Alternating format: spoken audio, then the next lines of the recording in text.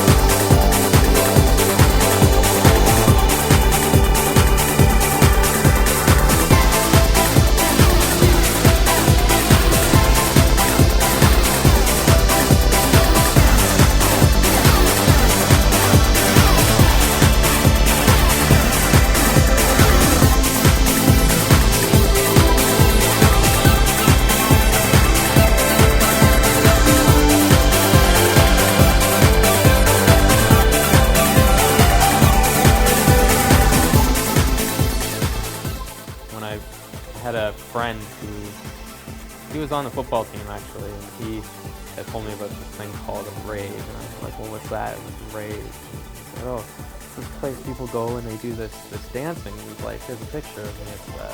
It was him, and he was wearing this green jacket. And I was like, okay, well, most football players, they don't wear like snazzy jackets and cool sparkly stuff, right? And this guy was totally straight and totally telling me, you know, yeah, I do this and I wear these white gloves, and you get to earn these white gloves as you become a better dancer, right? And there's a whole hierarchy of dancing styles, and I was like, wow, that's amazing. And that's a lot of my motivation to get into it was sport. Later on, breakdancing became about popularity of girls and those things, but at the time it was all about getting up to that point where I was a popular person in the rave scene, and this was sort of a doorway without people looking at you thinking, you know, oh, you're a nerd, so you're never going to get there. No, this was a chance for me to earn my way. What I like about the rave scene and the club scene, more so to the rave scene, I like the atmosphere. I like the people. I like how there's no fights, there's no violence, there's no people getting out of hand and too ruly. Unruly, my bad, unruly.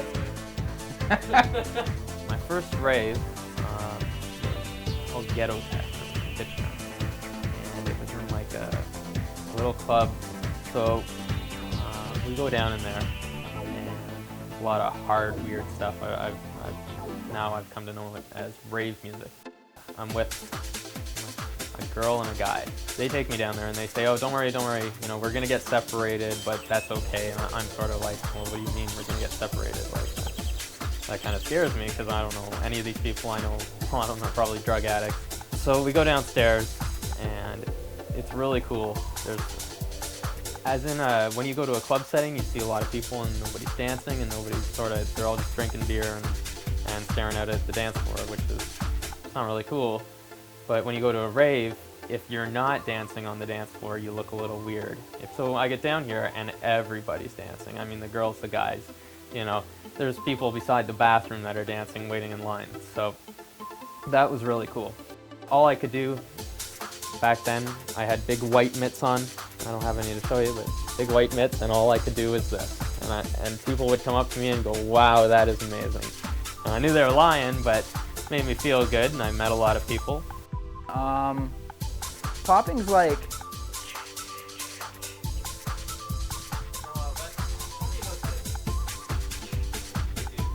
okay, I'll elaborate on the ching. Basically, it's a way to keep pace. When popping was invented way back in the day, the person who invented it would always go pop, pop, pop, pop, pop, pop, pop, pop, pop, pop, pop, pop, pop, pop. So people would go, yo, look at that dude, man, that dude's popping. Look at that guy, he's popping. You know, if it had been banging, you'd be like, bang, bang, bang, bang, bang, bang, bang, bang, bang, bang, bang. You know, people would be like, look at that dude banging. Well, I'm doing the composing for this documentary. I don't think I'm good. In fact, I think I'm shit.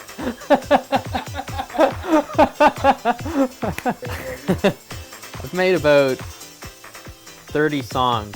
I think one or two of which are good. I make them on this thing called EJ. To make the music, it's a lot like just putting Lego blocks together. It's really easy. I think almost anyone can do it that has talent. Yeah. I'm not saying that I do. Only about 2 of my songs are even good, right? That was DJ Amp, and he was kind of desperate to find anybody who had music. So no, it's true. So he had me and DJ Stillshot. I'm DJ Awesome, and he had us on the university radio, and he's like, well, give me your newest stuff. And I said, well, I don't really have any newest stuff, so I'll just give you what I have. So he put that on, and I had a couple people comment on it. I had one kid say that's the worst thing he's ever heard in his life.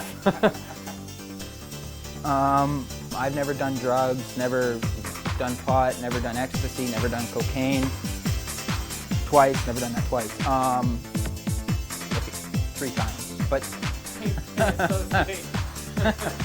Drugs with dancing, Wes. Okay, look, I'll stick to the question. I think the reality is most people, not most people, but there's a fair number of people in a club who do drugs. And a lot of those people do dance when they're on drugs. So when they see someone who's doing some high energy stuff, they're like, man, this guy, he must be on ecstasy, or this guy, he must be on speed. They never think that, maybe he's just on the music. Maybe he's just on the atmosphere, the environment. But that's the reality for a lot of people. A lot of these real hardcore breakdancers don't do drugs. I'll tell you what liquid is. Liquid is a dance style that resembles elastic bands or the motion of liquid or water. It's very fluid motion. You can create sort of a wave motion. Liquid dancing is a new form of breakdancing. It's a new style. It's, within the last 5 to 7 years, it's come out and it's become really popular in the rave scene because it's a dance style that fits the pace of the music. What do you think about drugs in the whole rave and stuff? Drugs, I don't think too highly of drugs. I don't like drugs at all. In fact, I've never tried them, so I guess maybe I don't know what I'm talking about for those of you out there who are into them. I've never smoked pot, done any of that. I think it inhibits your dancing. I think it, like alcohol, it makes things a little fuzzier. Your body's not as attuned to what you're doing. It slows, I guess you could say, it retards your mental ability to dance. A lot of people think that they can just pop a pill or something and magically they'll begin to dance like amazing. But that's not it, man. It takes like 4 or 5 years of practice, or at least it takes at least a year of good solid practice to be a good dancer. When it comes to actually break dancing, I really like popping. My favorite popping move is, it's one you don't see too much. It's probably my trademark. It is, now get ready, because this is a secret. Now, I don't normally give that away for free. That's usually something I teach. Well, before breakdancing, I was virtually a loner. I never really went out. I stayed at home every weekend. I didn't have much of a life. About 4 years ago, I got into the scene, started liquiding, then moved on to breakdancing, popping, locking, that sort of thing. And basically, it just made me a more confident person. I'm able to go into a club. I'm able to just go on the floor and dance. Where, it's rare to see a guy do that. Give up, you'll never be able to. No, seriously, people. Oh, well, if you want to learn, if you want to learn how to breakdance, I'd say the easiest method is to rent movies that have a lot of breakdancing in it and download videos that have a lot of breakdancing in it. Slow them down, watch them a lot, and you can get a lot of the moves and how things are done that way. But, more than that, you can also go on the internet, you can search sites about breakdancing, about popping, about locking, about liquid, although it's a little more difficult to find. When people see breakdancers, guys who are doing groundwork, specifically groundwork, they're wowed. Groundwork is a crowd pleaser. Everybody likes it, everybody knows what it is, they've seen it on TV. They don't see the rarer forms, obviously. So when they see groundwork, they're like, wow, that's breakdancing. When they see other stuff that is also breakdancing, like popping, locking, tutting, all kinds of different things, they don't respond as well. And as well, I mean, they don't respond well at all. They call us weird, and they call us, you aren't doing breakdancing, or obviously you don't know what you're doing, or they come up and they'll make fun of us. But I think most of it has to do with the fact that they're just jealous. A lot of breakdancers will come up and talk to us and say, wow, that's amazing stuff that you guys are doing. I wish I could do that stuff. A lot of people don't see that. Why did you get into breakdancing? Well, I guess I could say it seemed like a fun thing to do at the time. And I guess I could say a lot of things that are sort of superficial. But the real reason I got into breakdancing was because I was a nerd in high school, a nerd in college, and well, I'm still a nerd now. But breakdancing really helped me out. I got a lot of stuff out. I was able to get a lot of motion out that, a lot of frustration, because I didn't get to talk to a lot of people in high school, and I wasn't very widely accepted. And this sort of broke through those grounds and made me somebody that nobody else could see. What makes a geek? Makes a geek? Well, people would classify me as a geek, and I breakdance.